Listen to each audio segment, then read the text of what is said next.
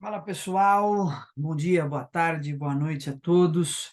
Sejam bem-vindos aí a mais um vídeo do canal Geografando, canal onde buscamos trazer uma interpretação geográfica, né, para os debates, para os acontecimentos, para as pautas do dia aí, né?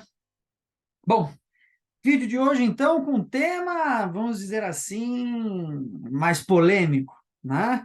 Quer dizer, hoje vamos tentar discutir o conceito de guerra híbrida, mas vamos discutir esse conceito de guerra híbrida em conversa com outros pensadores. No caso aqui, será um vídeo para conversar com algumas falas, né, que foram publicadas, estão disponíveis aí no YouTube, eu vou deixar o link para vocês acessarem, mas algumas falas, né, do Jones Manuel e do professor Vladimir Safat, né, que comentaram um pouco a respeito do conceito de guerra híbrida, que estão bem envolvidos com o tema, né, inclusive duas pessoas que eu admiro muito, que trazem um conteúdo de excelente qualidade, né, mas que me permitiram, né, a partir dessa discussão, dar a minha contribuição a respeito de como a geografia pode pensar esse conceito, né?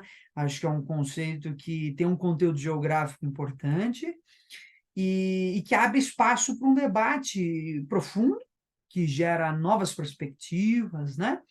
Mas, enfim, vamos logo ao conteúdo do vídeo, né? Então, vamos discutir esse conceito de guerra híbrida a partir de um vídeo, né? Na verdade, seria uma espécie de reação da reação, né? Porque o Jones Manuel publicou um vídeo comentando uma fala do professor Vladimir Safat, né?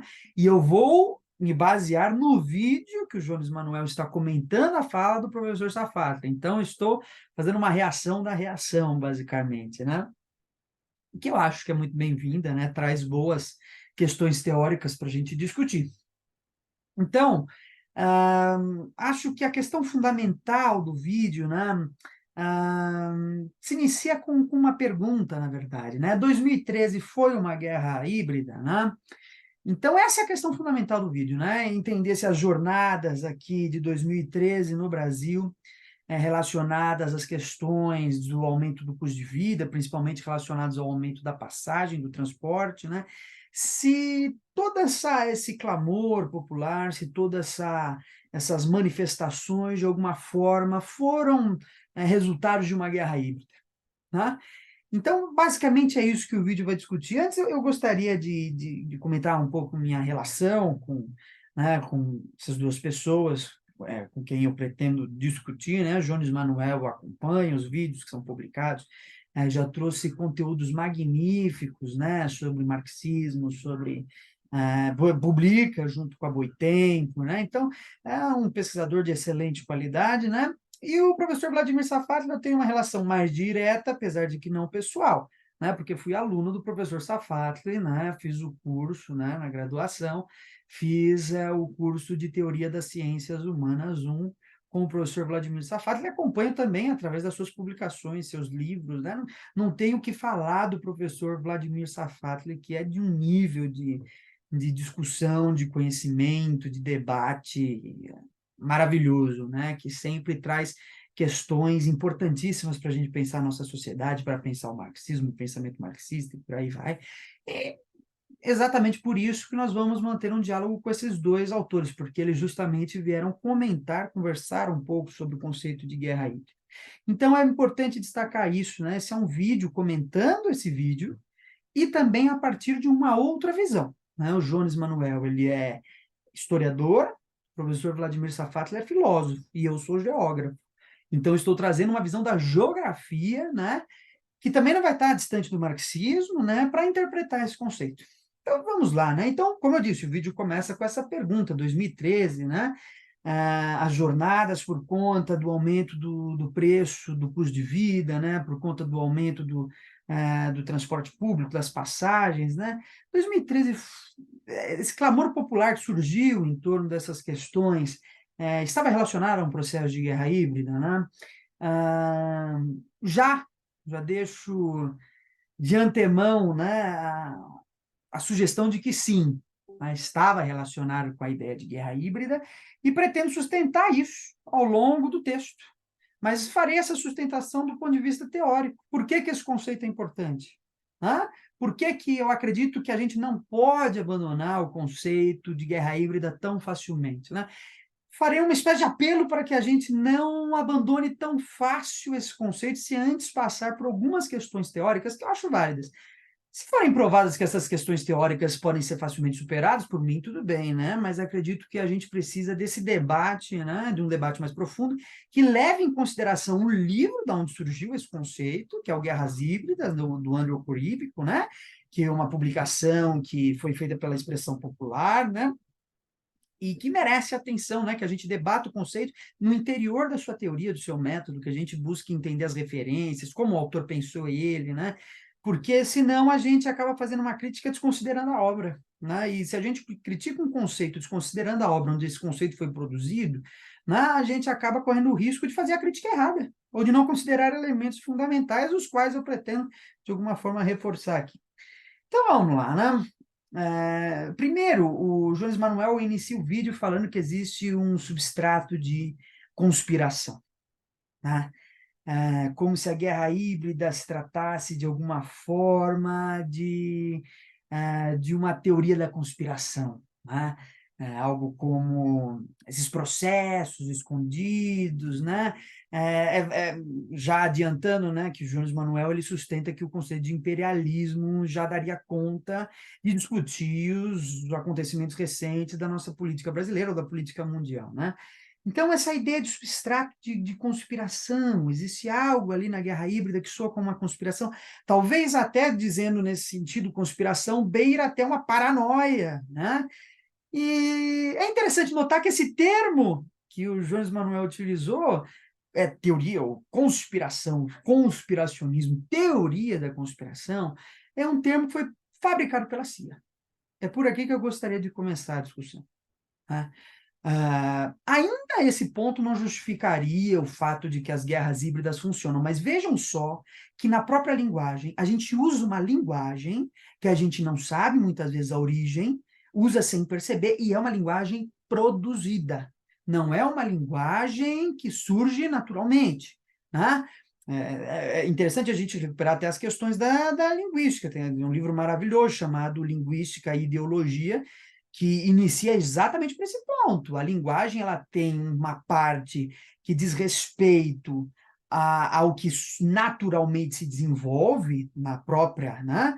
Na própria estrutura da linguagem, né? Aquilo que naturalmente se desenvolve, mas também tem uma espécie de algo que é criado, que é produzido, que tem até inclusive um conteúdo de classe, né? E é exatamente aqui que eu queria começar, porque o início do vídeo já coloca um termo que pode muito bem entrar na discussão de guerra híbrida, sem a gente perceber, né? Porque relacionar a guerra híbrida, dizer que ela tem um substrato de conspiração, a gente pode muito bem relacionar isso à ideia de teoria da conspiração e entender que esse termo foi fabricado, e foi fabricado com um fim. Qual é o fim? Deslegitimar teorias que dizem respeito a uma intervenção dos Estados Unidos. Olha só, então, para deslegitimar o conceito de guerra híbrida, se usou um conceito muito próximo daquilo que foi fabricado pelos próprios estadunidenses, pela própria estadunidense, não, pela CIA, né? No sentido de deslegitimar lutas legítimas, né? Caracterizando elas como paranoia ou teoria da conspiração. E esse é um primeiro ponto que eu acho muito importante, numa única palavra, uma frase, né? Substrato de conspiração, né? É assim que a guerra híbrida funciona, né? Ou assim que o imperialismo funciona. Se a gente quiser falar imperialismo, também não tem problema. Vamos chegar a isso no final do vídeo, né? Mas na própria linguagem, nos próprios termos, muitas vezes a gente acaba consumindo conceitos, palavras, né, que dizem respeito já a uma fabricação que tem um fim geopolítico específico, que é o de deslegitimar a nossa própria luta, né? Então, chamaria atenção para esse primeiro ponto, né? Então, começando por aí, ele traz um vídeo, Jones Manuel, né? Querido Jones Manuel, traz um vídeo do professor Vladimir Safatli, e o Safatli basicamente constrói esse argumento apontando três pontos principais do porquê ele acredita que o conceito de guerra híbrida não é suficiente, ou deveria ser descartado, algo que, ao final do vídeo, Jones Manuel também concorda, né? Tá, para ontem a gente precisa esquecer o conceito de guerra híbrida. Né? É o que é mais ou menos isso que é dito no final do vídeo, né? Esqueçam isso, né? Inclusive o Jones Manuel retoma a ideia também de que é uma espécie de modismo, né? Como foi a questão da necropolítica, né? A necropolítica também foi um modismo, né? A gente surgem modismos e isso estaria de alguma forma associado a uma incapacidade de pensamento, né? Ah, eu não quero pensar muito, então já tenho um conceito pronto, eu utilizo ele e isso me livra de ter que pensar outras questões.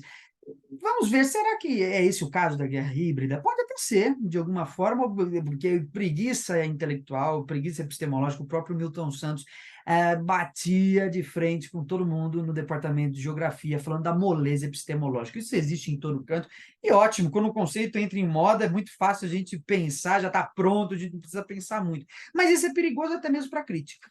Isso é perigoso até mesmo para a crítica, porque a gente precisa realizar a crítica pensando, de fato, o conceito na sua profundidade.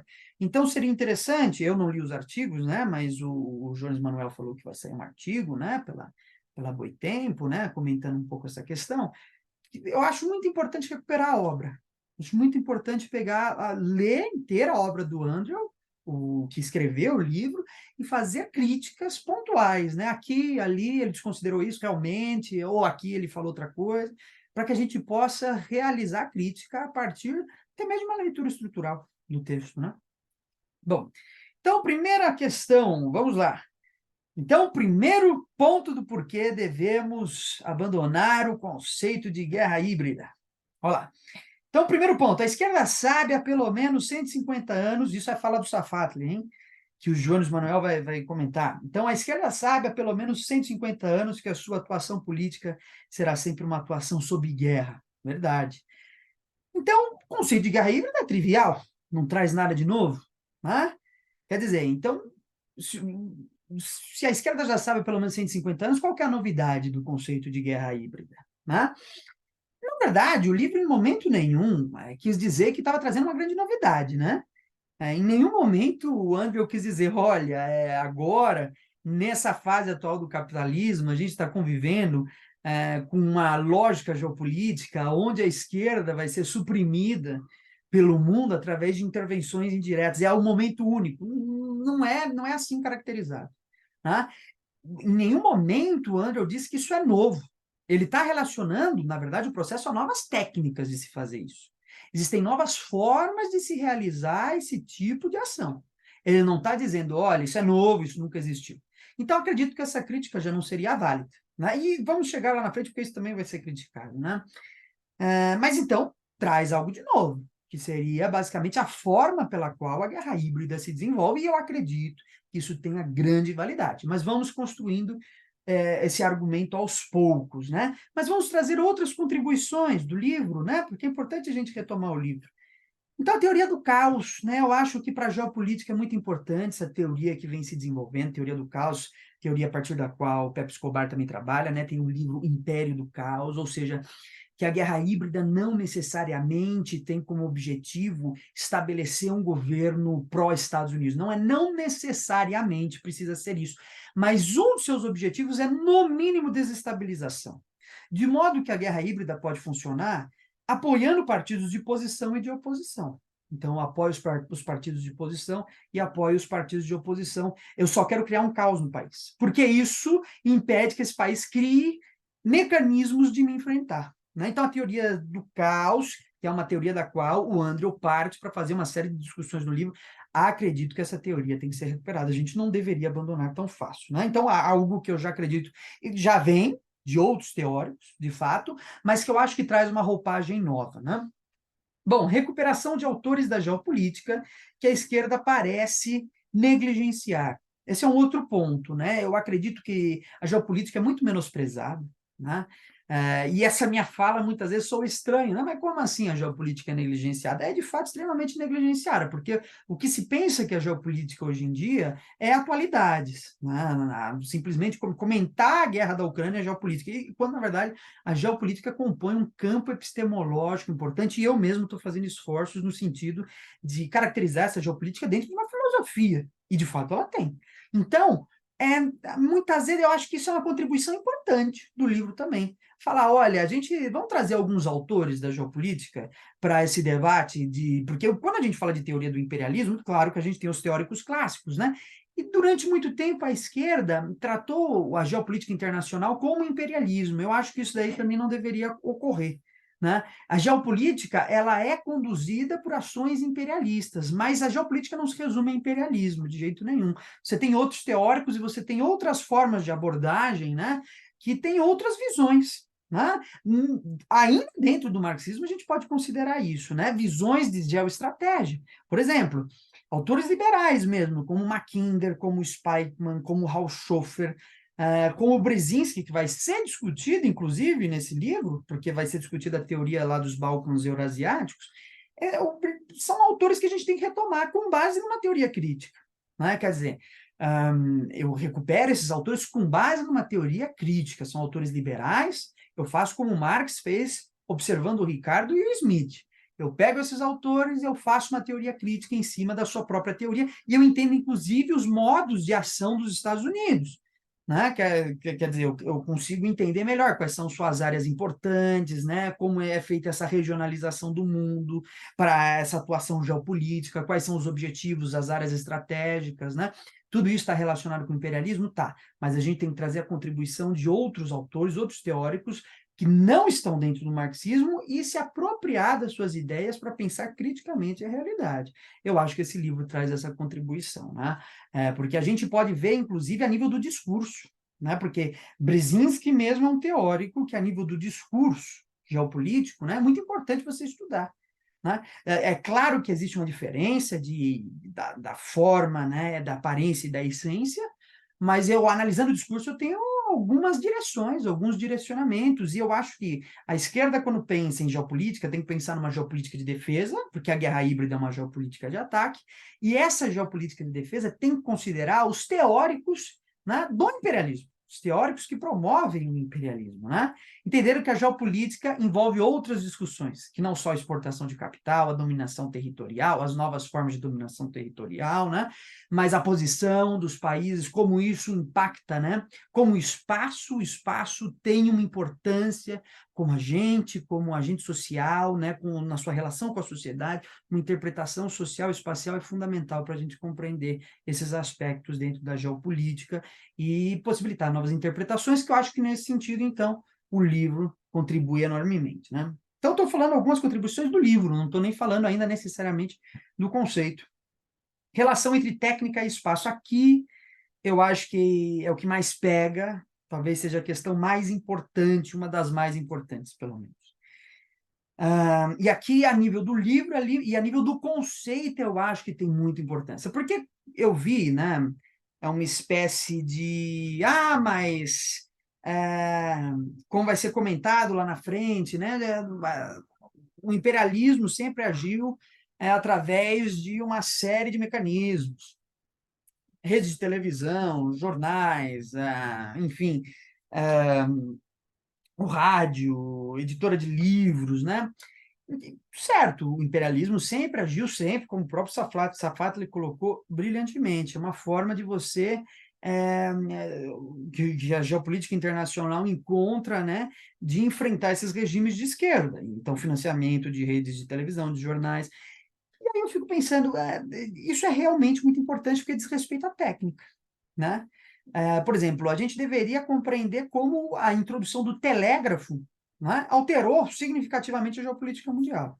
A introdução do telefone, da rede de televisão.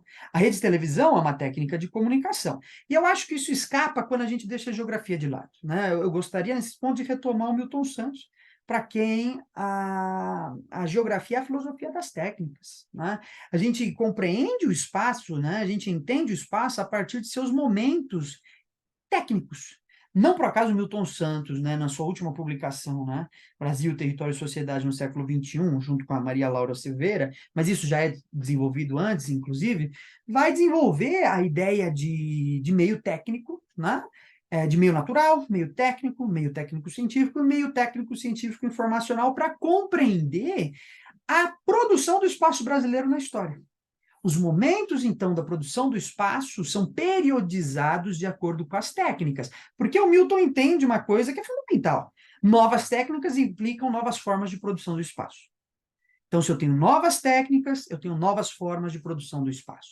Por isso que eu acho que o livro, assim como o conceito, traz uma questão muito importante, que é chamar a atenção para o fato de que existem novas técnicas e que elas implicam uma produção diferenciada das relações e do próprio espaço capitalista. Então, o livro ele traz essa contribuição. Né? Eu tenho novas técnicas. Né? Como as redes sociais. Né? Inclusive, também outro ponto, né? Que o Andrew nunca falou que é só uma questão de redes sociais. Logo mais a gente chega nesse ponto.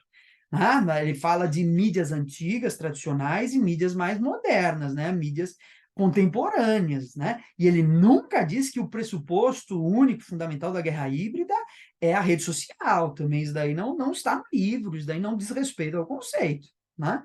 Mas, retomando aqui, qual que é a importância, então? Eu acho que o conceito chama uma atenção fundamental para o fato de que, no atual estágio do imperialismo, as redes sociais cumprem uma função como técnica de produzir o espaço capitalista de uma forma diferente.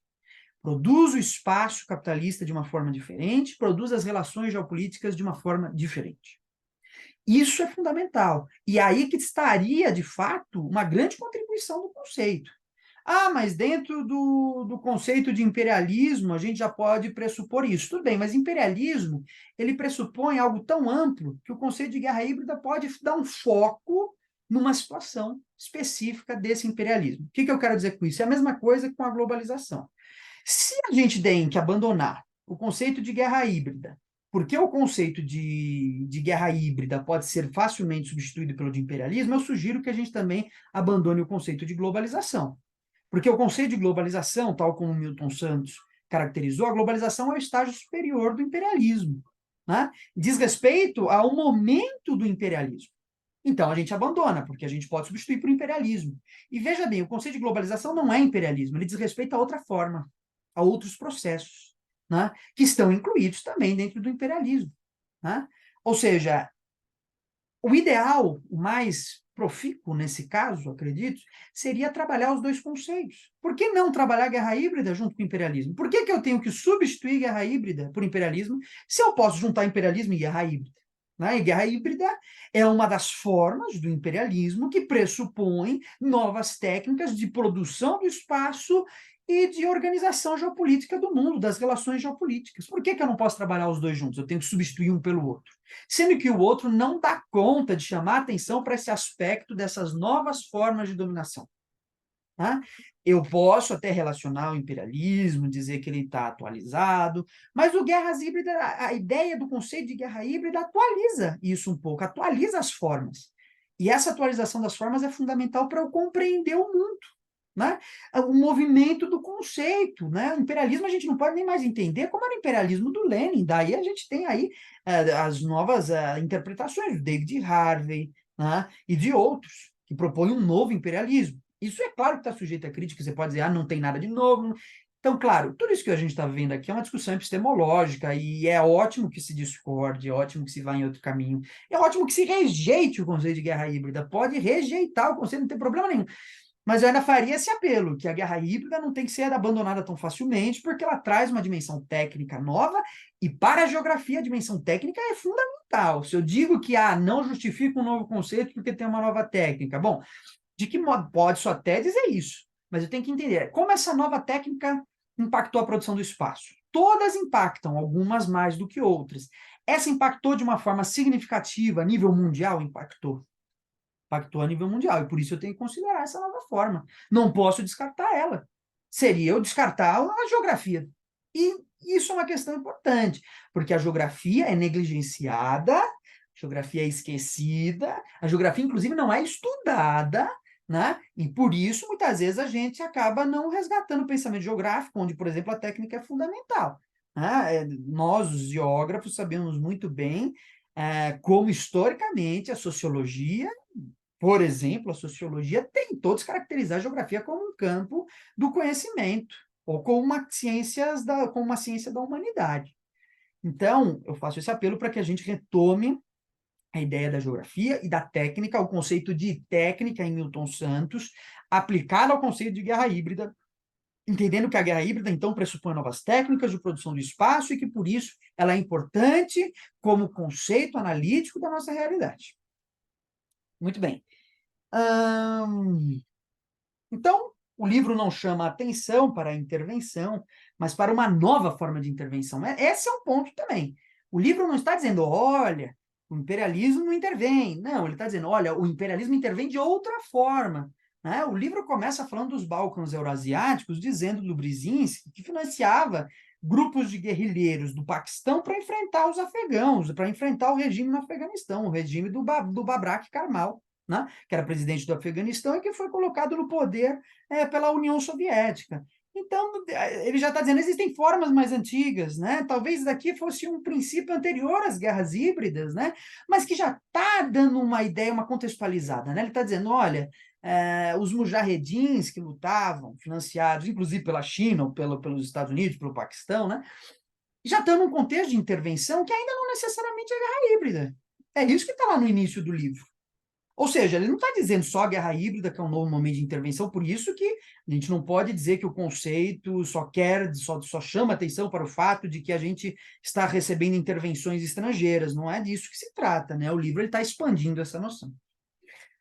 Bom, continuando lá, então, Jones Manuel comenta, né, as técnicas de intervenção que o imperialismo está usando. Isso deve ser debatido, mas é exatamente isso que o conceito de guerra híbrida que o conceito de guerra híbrida comenta. Né? O Jones Manuel propõe, não, a gente tem que discutir as técnicas de intervenção que o imperialismo está usando. Muito bem, é isso mesmo. Guerra híbrida está identificando isso mesmo. Quais são as técnicas de intervenção? Técnicas renovadas, né? Formas de organização que estão agora segundo novos modelos. Guerra híbrida, portanto, é exatamente isso. Daí vem seu valor teórico.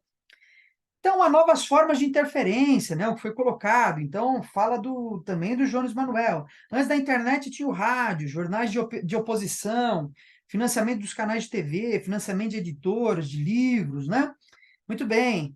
Então, olha lá, mudanças de técnicas de intervenção, de dominação, de hegemonia, de estabilização de governos a partir de avanços técnicos nos processos de comunicação, mas que não muda a natureza do fenômeno. Muito bem, isso daqui é muito importante, né?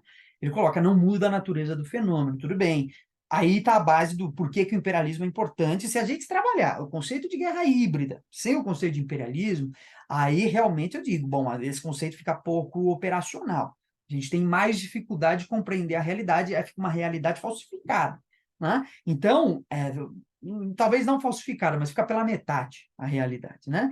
Então, não muda a natureza do fenômeno. Tudo bem, não muda a natureza, porque está na base do imperialismo, toda aquela noção desenvolvida pelo Lenin, pela Rosa Luxemburgo, que vocês já conhecem, né? Mas por que então não muda a natureza? Isso daí foi admitido, mas muda a forma. Né? E se muda a forma, eu tenho que dar um destaque a essa mudança da forma. Né? A geografia, ela foi, durante muito tempo, caracterizada como estudo das formas. Né? Tudo bem, Milton Santos faz aquele apelo gigantesco lá no texto famoso de 77, né? O conceito de a ideia seria identificar a sociedade a partir de uma construção social espacial, né? Milton Santos faz esse apelo em vários momentos, seria muito interessante ter um estudo sobre isso, sobre o sentido de forma e processo na obra do Milton Santos, né? Mas faz esse apelo de novo lá no Espaço e Método, né? Entender o espaço a partir da relação entre forma e processo, faz apelos muito parecidos também naquele artigo também famoso, a categoria de espaço geográfico, o espaço geográfico com categoria filosófica, né? Então, a estudo da forma é fundamental. Se a forma se transforma, é porque novos processos estão associados à forma. A natureza do fenômeno, tudo bem. A natureza diz respeito ao que se manteve intacto, tudo bem. Mas se você tem as formas são novas, e isso daqui a gente não pode descartar, porque as técnicas são novas, né? A rede social, né? As mídias, e não só isso, né? São as técnicas geopolíticas, inclusive. Né? Não é só uma questão de rede social. A rede social não é nada. A técnica da rede social, né? Não é nada assim, é uma técnica geopolítica que a instrumentalize num certo sentido, né?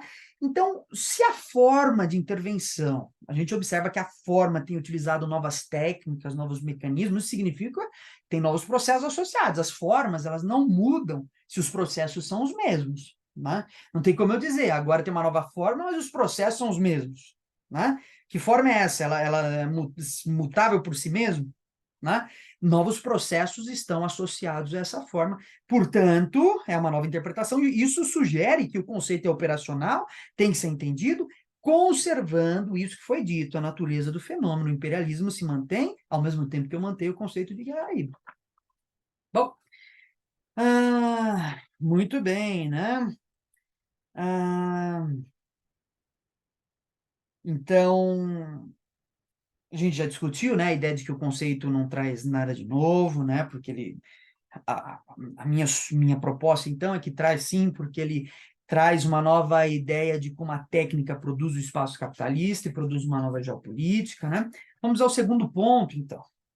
Então, a guerra híbrida só funciona quando existem contradições reais no interior da sociedade. Foi um segundo ponto para descaracterizar a operacionalidade do conceito. Mas é claro, é exatamente isso. O André nunca disse nada ao contrário disso. Então, dizendo como se isso daqui fosse contrário à proposta do autor que criou o conceito de guerra híbrida. Né? Quer dizer, a guerra híbrida só funciona quando existem contradições reais no interior da sociedade. Mas é exatamente isso. Eu não entendo como foi feita uma crítica nesse sentido, que é uma crítica que corrobora o autor. Né? Então, é claro, o autor nunca negou isso. A guerra híbrida funciona de modo a explorar essas contradições. Eu não posso, é muito difícil você dizer que você vai fabricar contradições, daí não existe. As sociedades têm que ter contradições reais no seu interior. Né? O que a guerra híbrida faz? Explora contradições, né? E explora os contrários. Eu tenho problemas na esquerda, eu tenho problemas na direita, questões fundamentais, vínculos sociais relacionados a certos valores de identidade. O que a guerra híbrida faz? Vai lá e estimula isso. A partir de contradições já existentes, a guerra híbrida estimula o conflito, o que não pressupõe que também não possa ser produzido. Já chegamos lá. Então, lá, isso está no próprio livro, quando o autor fala de mobilizar certos interesses ou questões fundamentais da população. O Andrew diz isso no livro Guerras Híbridas. Né?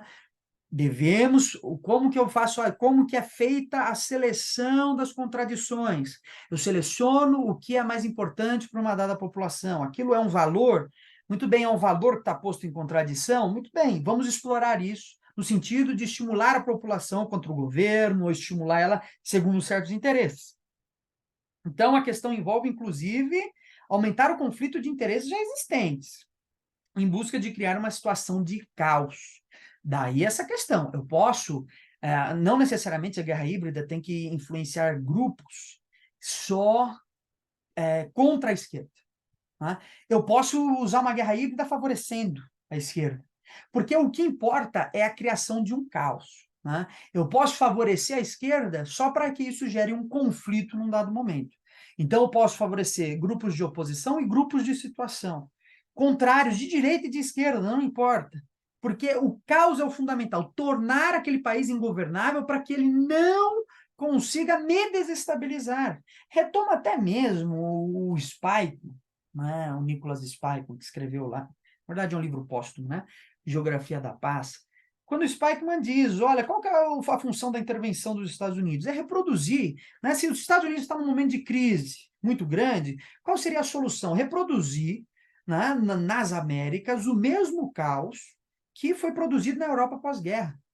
Ou seja, caos, desestabilização, reproduzir uma situação de crise. A crise é fundamental, porque aí os Estados Unidos surge como salvador. Financia o país, né? Sugere mudanças. Né? O importante é países que me oferecem algum tipo de oposição, o fundamental é tornar, se eu não conseguir mobilizar aquele país para o meu lado, o fundamental não é nem, a expectativa não é nem exatamente que eu coloque um presidente de direita. Se der, ótimo, que me apoie, né? Presidente de direita que me apoie, né? Se der, maravilha, né? Mas a ideia pode ser simplesmente criar o caos. Não tem problema nenhum nesse sentido, né? Bom, então as contradições não podem ser produzidas, mas os interesses, afetos, relações e importâncias podem ser fabricados. Eu relembro aqui um trecho muito significativo do professor Milton Santos, já viram que eu gosto muito do professor Milton Santos, que no Roda Viva é questionado, né? Pergunta ao professor Milton Santos, o Ottaviani, né, sociólogo, também tem livros sobre globalização, Ottaviani diz para o Milton Santos algo como, mas a gente sabe que essas ideologias não são necessariamente fabricadas, eu não vou nem usar o termo de ideologia para não me complicar, mas a gente sabe que os valores, que as relações, os afetos, as importâncias não são fabricadas. Aí o Milton fala, não, são sim, me desculpa, mas são, né? É fabricado. E pode ser fabricado. A partir de contradições existentes, eu fabrico, como eu fabrico a ideia de teoria da conspiração, para me favorecer.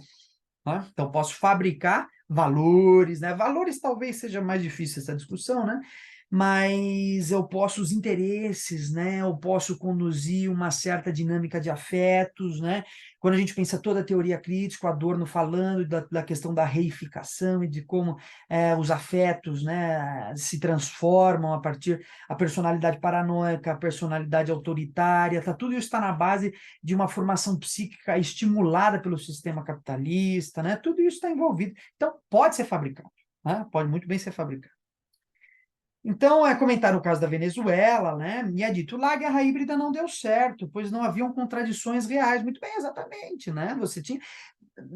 Eu preciso de contradições reais. O autor nunca disse que a guerra híbrida pressupõe uma ausência de contradição, que a guerra híbrida é capaz de fabricar por si só essas contradições sem problema nenhum, né? Então, lá, justamente o autor reconhece a necessidade de contradições reais quando estabelece que a guerra híbrida funciona em duas fases. Quando a primeira não funciona, ou seja, quando eu não encontro contradições reais, e as contradições não produzem o resultado esperado, basta acionar a segunda fase. Qual que é a segunda fase? Intervenção indireta. Então, primeira fase, revolução colorida, segunda fase, intervenção indireta. Se eu não consigo encontrar contradições que mobilizem essa sociedade, eu financio grupos internos para desestabilizar o país. Financio. Venezuela é o caso típico dessa guerra híbrida que não funcionou, que a revolução colorida não foi para frente, o que se faz então? Aciona a segunda fase. Não por acaso, um dos guardas pessoais do Trump foi preso na Venezuela. E você tinha grupos de combatentes na fronteira com a Colômbia, inclusive na fronteira com o Brasil, que tentavam desestabilizar o país. Então, o Brasil nem chega exatamente, porque a gente mobilizou tropas em Roraima, mas isso nem foi para frente, né? Mas, então, essa guerra híbrida está funcionando. A guerra híbrida não precisa dessas contradições para ser aplicada, certo? A primeira fase precisa. Eu preciso de contradições reais se eu quero fazer uma revolução colorida. Mas se eu não encontro contradições reais, eu posso financiar grupos de desestabilização, né? E aí eu produzo uma oposição a partir do investimento, a partir do dinheiro. Muito bem, então preciso de contradições reais e na ausência delas eu faço uma intervenção indireta. Basicamente é isso. Vamos lá, então. Então, por que alguns países são suscetíveis à guerra híbrida e outros não? Exatamente porque tudo depende de uma série de fatores, né? Eu percebi que talvez essa noção de guerra híbrida esteja sendo observada de uma maneira mais simples, talvez como, o que precisa para ter guerra híbrida? Como se o autor tivesse dito que, tendo essas condições, a guerra híbrida funciona, né? Preciso de rede social, preciso de fabricação de contradições. Não é por aí, né? Não é por aí. Então, por que alguns países funcionam e outros não? Porque em alguns países você tem contradições, né, que são maiores, contradições maiores do que outros. Porque em alguns países eu consigo, a partir da inteligência americana, produzir uma situação de conflito, e outros não.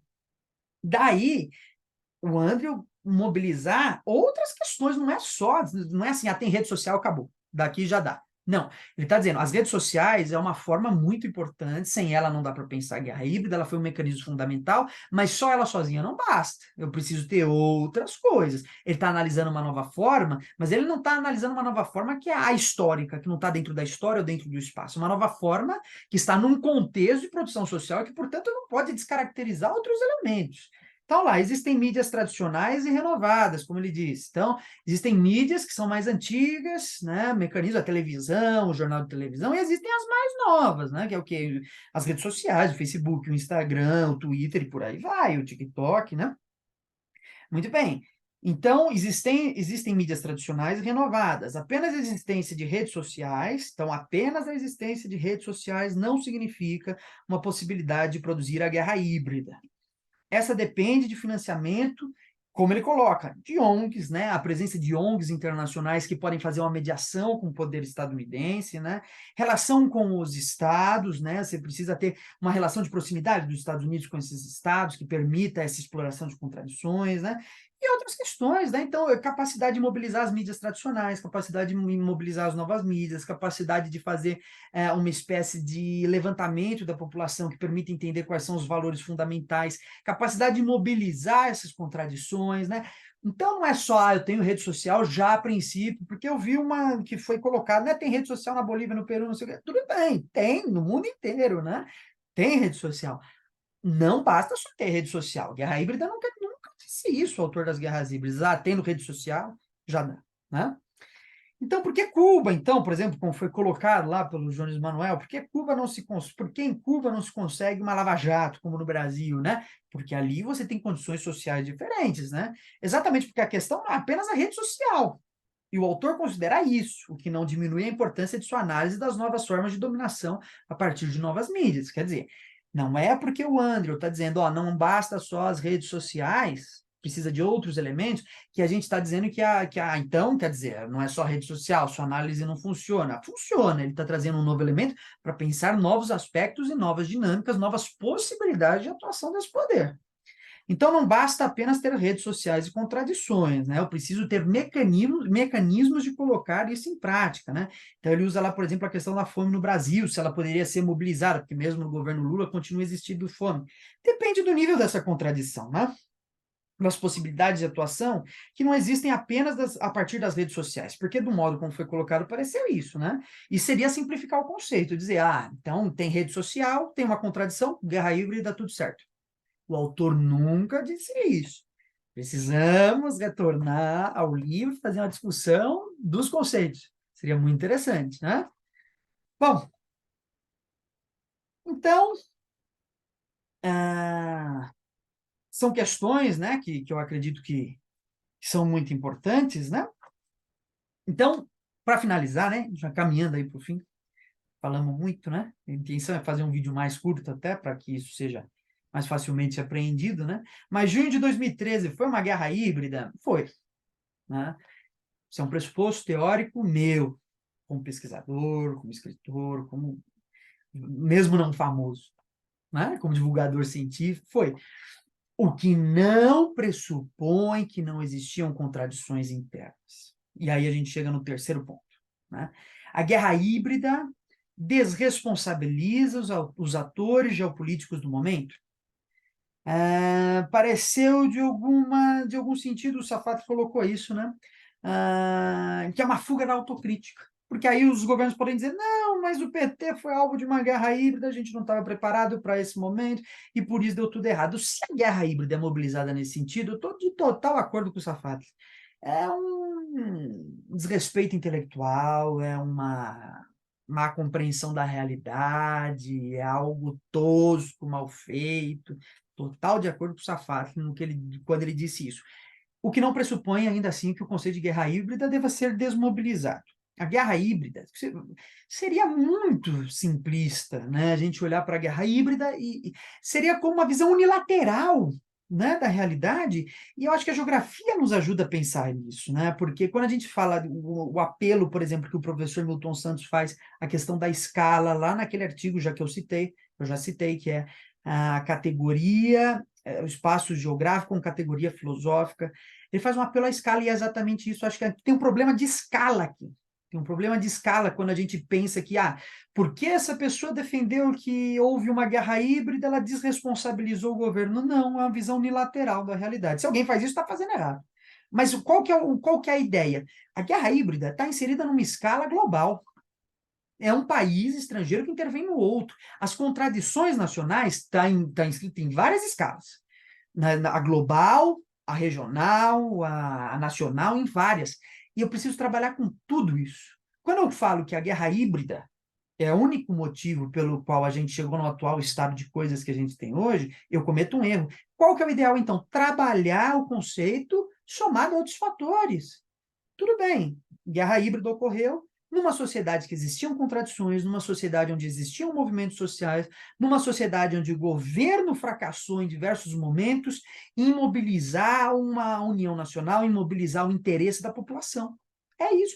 Dizer, portanto, que o Brasil foi alvo de uma guerra híbrida em 2013 não pressupõe dizer que não existiam contradições nacionais, não pressupõe dizer que o governo não falhou, não pressupõe dizer que o governo deveria se isentar de uma autocrítica, não. Houve um processo de guerra híbrida ao mesmo tempo que houve um processo onde contradições estavam postas, e é exatamente isso que a guerra híbrida faz, se aproveita de contradições postas para elevar o nível da situação a uma situação de precariedade, de ingovernabilidade, por aí vai. E se a gente descarta isso e diz não é uma guerra híbrida, é problemático, porque a gente perde a dimensão das redes sociais, das novas formas de dominação, das novas formas do imperialismo, né? As novas formas do imperialismo é a guerra híbrida. A guerra híbrida é uma das formas do imperialismo. É assim que a gente tem que pensar, né? Claro, né, que aqui eu diria que a gente, então, precisa realmente fazer uma modificação no conceito. Qual modificação é essa? O conceito não é cunhado dentro do marxismo, não é um conceito de um autor marxista. Então, é essa modificação que eu proponho fazer. Vamos colocar dentro de outra teoria, outro método, vamos conversar com outros campos do conhecimento, vamos fazer o que o Rubem Alves, né, dizia, vamos fazer uma antropofagia conceitual para que a gente possa dirigir melhor essa discussão. Então, muito bem. E por fim, né, só queria fazer um apelo final, né? A geografia, ela é realmente menosprezada. Isso me entristece um pouco. Geografia é realmente menosprezada, a geografia é deixada de lado. A maioria das vezes na geografia nós somos vistos como os geógrafos vão descrever a paisagem para os historiadores explicarem os processos sociais naquela paisagem. Não, geografia não pode ser pensada assim. Isso, inclusive, é em parte culpa dos próprios geógrafos, porque a gente se acomodou muito também, mas está na hora de fazer uma crítica, de reagir, de entrar nos debates importantes, parar com essa covardia de participar do debate intelectual. Participar desse debate, porque a geografia é uma ciência humana, porque a gente faz parte desse conjunto de discussões. Então, acho que muitas vezes a geografia vira até um conhecimento que eu vou dizer assim, seletivo não, mas excluído. Né? É algo que está excluído, né? No espaço, e as técnicas que produzem o espaço não importa. Por isso eu faço apelo à ideia de guerra híbrida, porque eu entendo a guerra híbrida como uma das técnicas do imperialismo, e eu não posso deixar de observar a técnica, essa técnica de tal nível que a gente observa hoje de influência global na geopolítica mundial. Não posso dizer que essa técnica pode ser substituída pelo conceito de imperialismo, que é muito amplo, que não traz a dimensão que traz a ideia de guerra híbrida, que é uma dimensão mais focada num certo aspecto da realidade. Não abandonaria o conceito de guerra híbrida tão facilmente. E não abandonaria a geografia como uma disciplina importante para a análise do mundo. Certo? Um grande abraço, espero aí, faço uma crítica muito amistosa, muito carinhosa mesmo, porque são duas pessoas que eu respeito muito, né? E a crítica é um movimento, né? O movimento se dá pela crítica. Então, eu não posso deixar de realizar essa crítica, né? De observar os limites do que a gente está discutindo, mas fica todo aqui meu respeito, registrado minha admiração, vídeo muito bom também, gerou, óbvio, só por ter gerado essa discussão, já é naturalmente um vídeo maravilhoso, e espero aí novos debates acerca disso, que eu acho que é um conceito muito importante, uma questão muito importante para a gente pensar a realidade. Um grande abraço a todos e comentem à vontade aí, coloquem mais lenha na fogueira, critiquem o meu vídeo, critiquem a discussão, assumam posições para que esse movimento da crítica não se perca. Pessoal, então, tchau, tchau.